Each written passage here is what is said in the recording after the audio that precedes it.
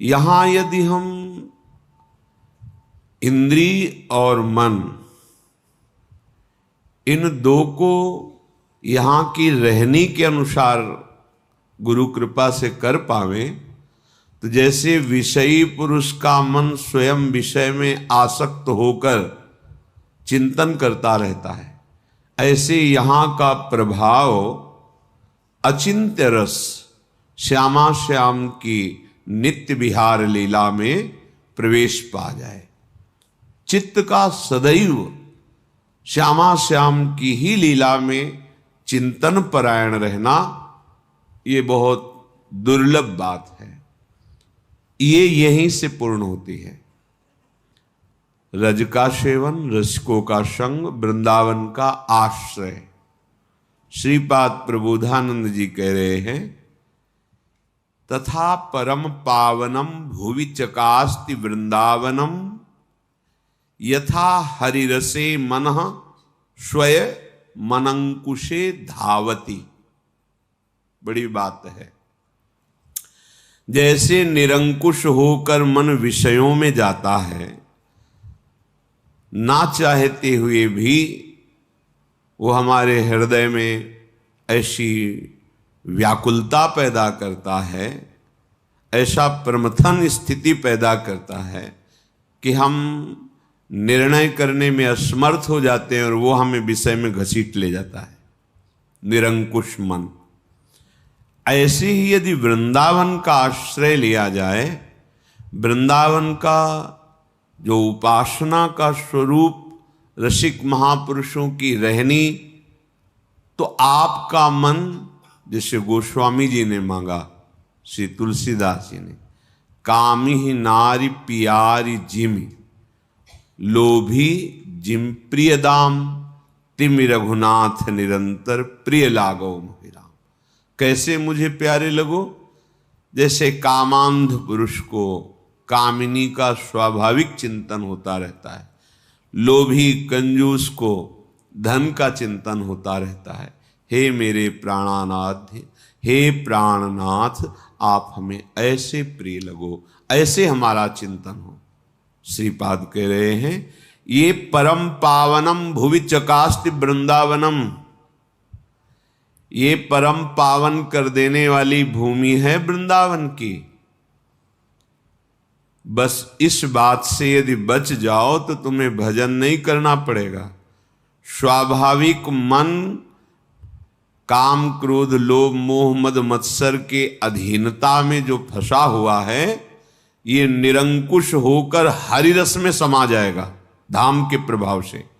यथा हरिरसे मनः स्वयं अंकुशे धावती। अंकुश स्वीकार करके जैसे मन, इंद्रियां हमारे अधीन हो जाती हैं, पर वो ज्ञान का अंकुश किसी बिरले को प्राप्त होता है। पर धाम की कृपा से निरंकुश मन अधीन होकर स्वयं हरिरस में डूब जाए, ये यहाँ की महिमा, ये यहाँ का प्रभाव है। पर हमारा मन क्यों नहीं विषयों से हट करके हरिरस में उन्मत्त हो रहा है? क्या कारण है? तो इस श्लोक की पूर्णता की पंक्तियों में कहते हैं, परंतु यदि तदगत स्थिर चरेषु नो काय वांग मनोभिर अपराधिता भवति बाधिता तत्वधि। परंतु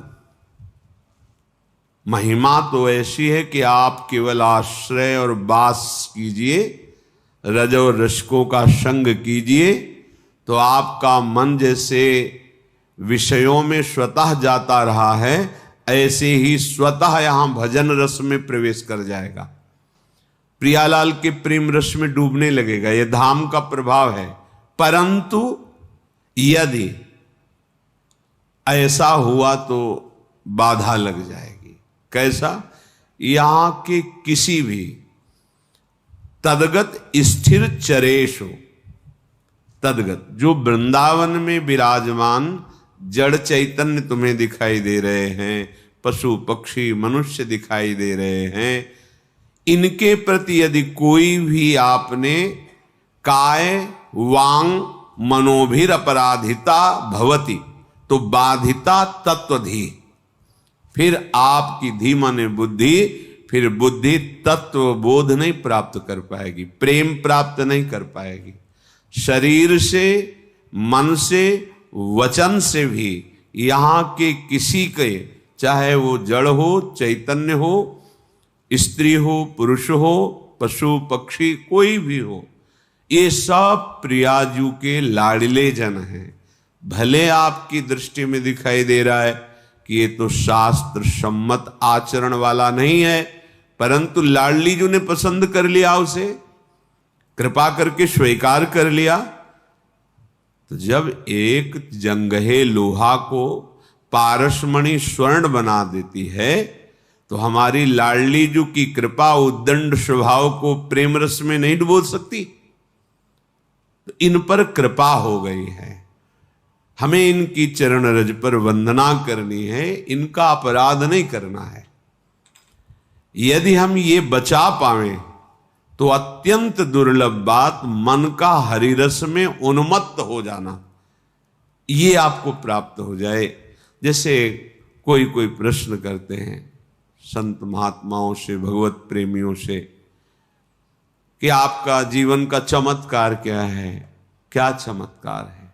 भैया, त्रिगुणात्मिका माया के प्रभाव से मना खष्टान इंद्रियाणी प्रकृतिस्थानि करसति, ये भगवान के वचन है। दैवी हेषा गुणमयी मम माया दुरत्या, जो त्रिगुणात्मिका माया दुरत्य है, उसके प्रभाव से मन और 5 ज्ञानेंद्रियाएं विषयों में ही धावित रहती, भागती रहती, उन्हीं का सोचना, उन्हीं का भोगना।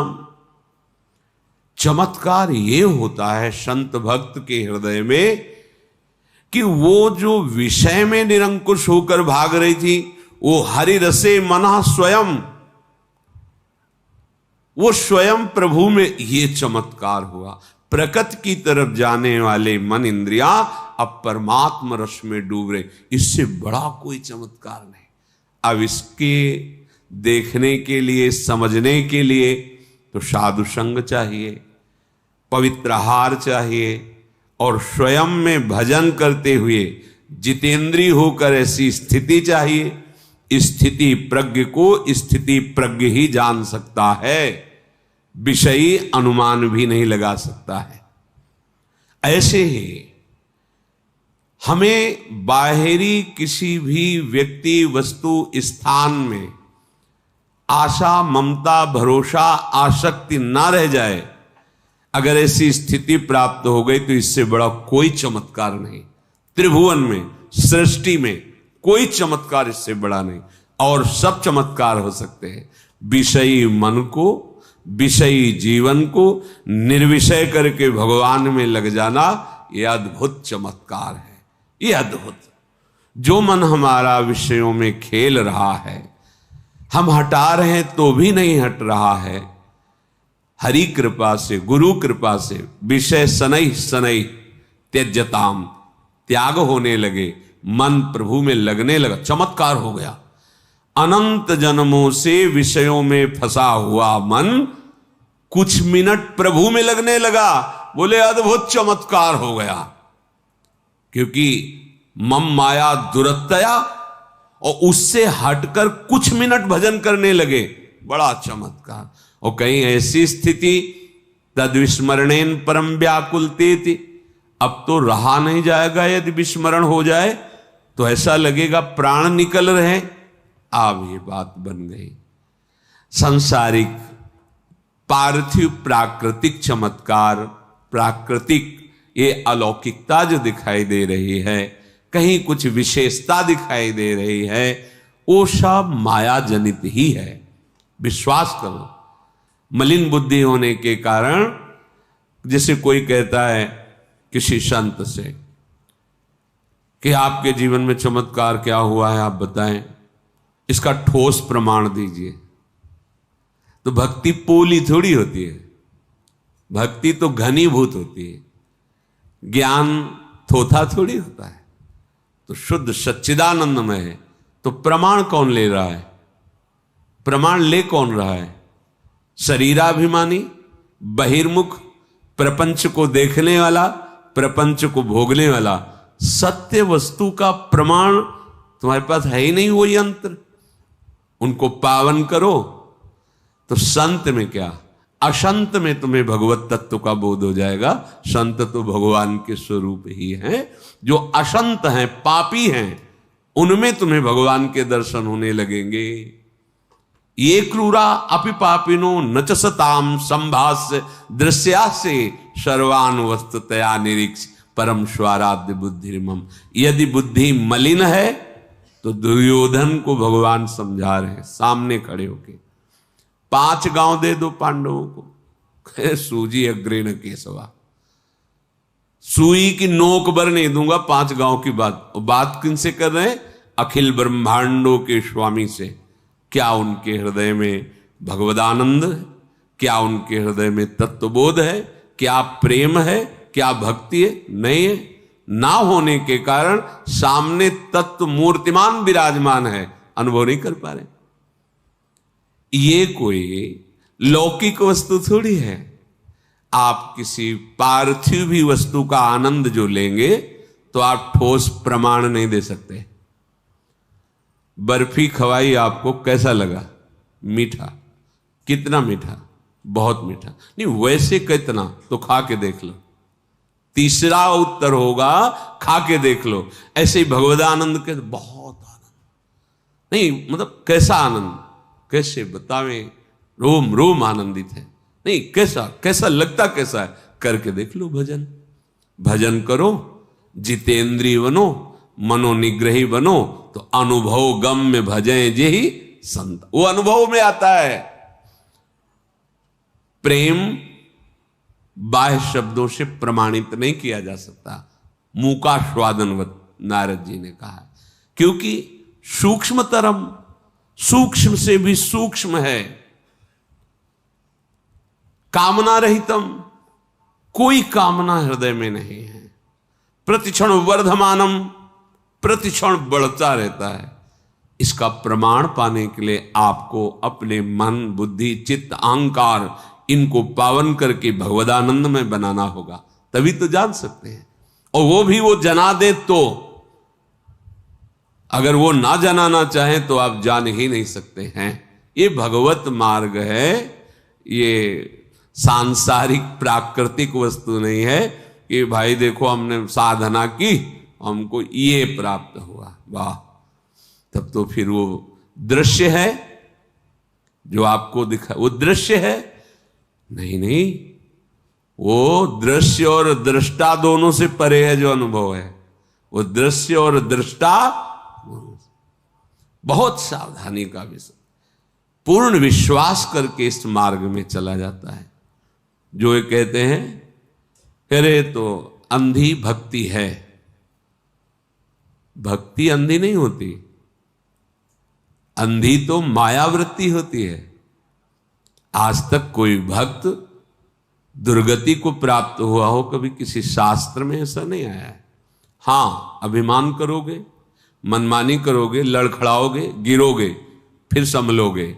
भक्ति बीज पलटे नहीं, जो जुग जाए अनंत, ऊंच नीच कुल उपजय होय संत को संत। ऐसा नहीं कि एक बार राम कृष्ण हरि राधा बोला तो आपका ये व्यर्थ चला जाएगा। लेकिन आप अंधे हो, सच्चिदानंद प्रभु से विमुख होकर भोगों को भोग रहे हो और उन्हें सत्य मान रहे हो, तो भक्ति अंधी हुई या तुम्हारी बुद्धि अंधी हुई? चलो हमें ज्ञान नहीं, पर हम राधा राधा तो बोल रहे हैं। हमारी समझ ठीक नहीं है, पर हम सतमार्ग में तो चल रहे ना। मदिरा नहीं पी रहे, शराब नहीं पी रहे, व्यभिचार नहीं कर रहे, हिंसा नहीं कर रहे, चोरी नहीं कर रहे। जो ये यौवन अवस्था की तूफान भरी वृत्ति मदांध करके नाना प्रकार के दुराचारों में फंसा देती है, तो अंधे ही सही पर मार्ग तो सही चल रहे, मार्ग तो सही मिल गया। तुम बड़े नेत्रवान हो, लेकिन जहां का आ रहे हो अंधे कुएं में गिरने, जहां केवल एक भगवान निकाल सकते हैं, दूसरा कोई निकाल ही नहीं सकता। और भयानक काल सर्प वहां फन फैलाए बैठा हुआ है, तो अंधा कहां होगा? वो जो विषयांध मदांध कामांध क्रोधांध होकर के भगवान से विमुख होकर बढ़ता चला जा रहा है भवकूप में गिरने के लिए, और गिर ही चुका है। बहुत सावधान। यदि हमारा मन किसी भी तरह प्रभु से जुड़ रहा है तो किसी और के प्रमाण की जरूरत नहीं, हमारा जीवन बड़े चमत्कार से युक्त हो गया।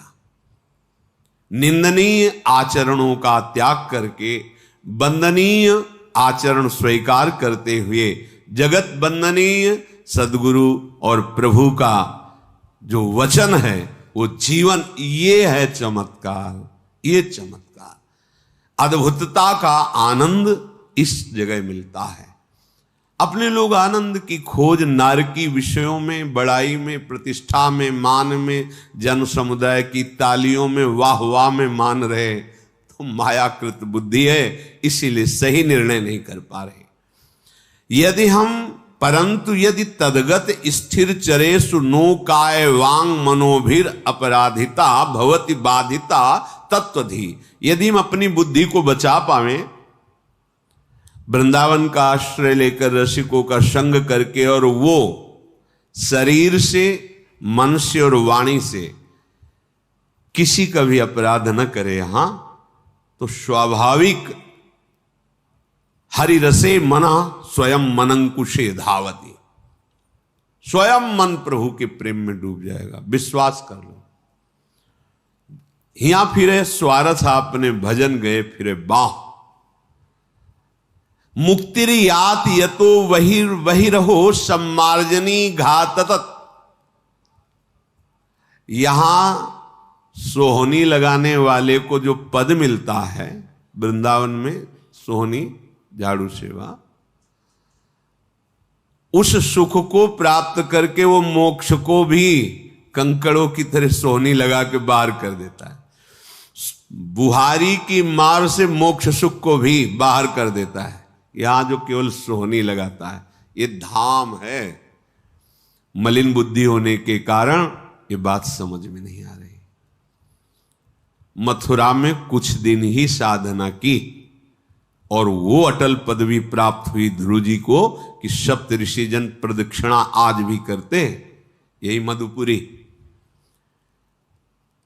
फिर ब्रजमंडल 84 को से तो भगवान का साक्षात स्वरूप है। फिर वृंदावन, ये तो प्रियालाल की रस की ली भूमि, रासस्थली है।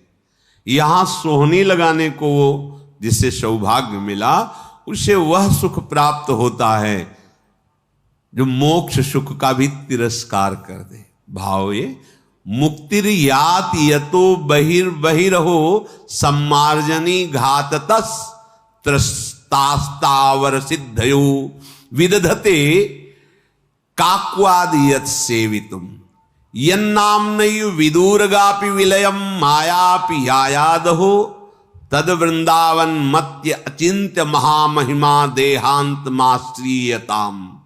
आहा, जो श्रीधाम वृंदावन में सोहनी सेवा करता है, मार्जन करता है और प्रभु के गुण गाता रहता है, कोई भी पद सोहनी लिए, देखी सखी राधा पिय केली, देखी सखी राधा पिय केल, ये दो खोरी खिरक गिरी गहेवर बिहरत कुंवर